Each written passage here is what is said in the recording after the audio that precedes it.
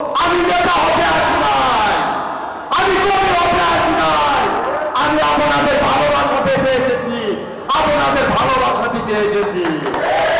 এই সরকারকে বদল করেছি, সেই বদলে স্পিড পেয়েছি কবি কাজী নজরুল ইসলামের কবিতা থেকে, স্পিড পেয়েছি কবি কাজী নজরুল ইসলামের গান থেকে। তার গান, তার কবিতা, তার নাট্যবাদ এখনো আমাদের মনে গেঁথে আছে। কারণ তার স্পিড যদি আমরা মুখে ধারণ না করতাম, তাহলে আজকে আন্দোলনে ব্রিটিশকে বদল করতে পারতাম না। আমরা 1971 সালে স্বাধীনতা পেতাম না, 52 ভাষা আন্দোলন পেতাম না, 2024 সালের জুলাই আগস্টের পবিত্র সরকার ভবন হতো না। সেই জন্য কাজী নজরুল ইসলামের নাম মনে পড়ে, সেই নামটি মনে পড়বে বিপ্লবের কথা মনে পড়ে।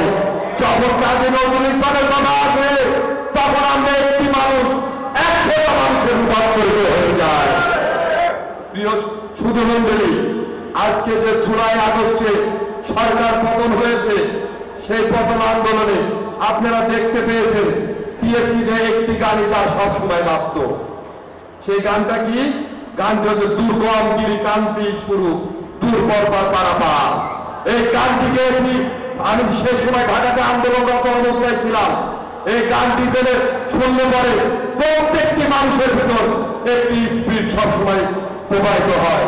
সেই সাথে সাথে দেখবেন আজকে কাজী নজরুল ইসলাম আমাদের আরেকটি অভিস্মরণীয় গান নিয়ে গেছে এবং গজল নিয়ে গেছে। সেই গজলটা রমজানের ওই প্রকাশ শেষে এলো খুশির ঈদ। এই গজল এবং গানের পর এমন কোন কবি নেই যে তার গান থেকে কালীবাগের কোনো গান আসতে পারে।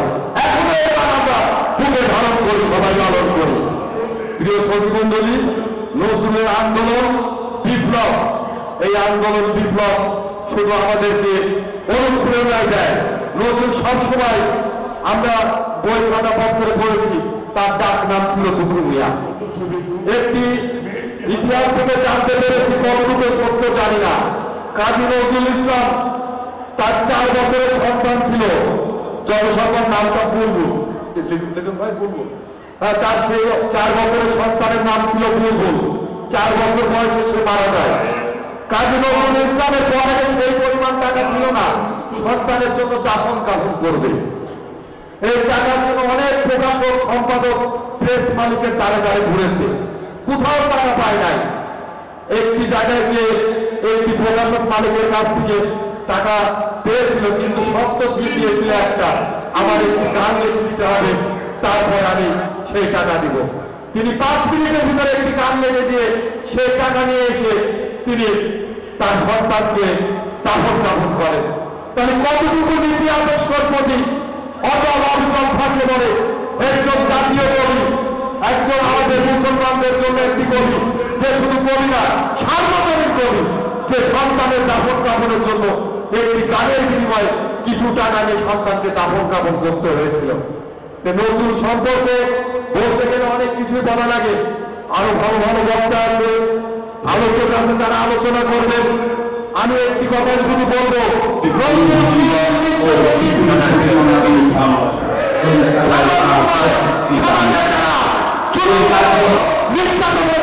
তাদের বিরুদ্ধে নজরুল সোচ্চার থাকতো। এই নজরুলের স্পিরিটকে আমাদের বুকে ধারণ করে আগামী দিনে সকল যুবক নিপীড়নের বিরুদ্ধে আমাদেরকে সোচ্চার থাকতে হবে।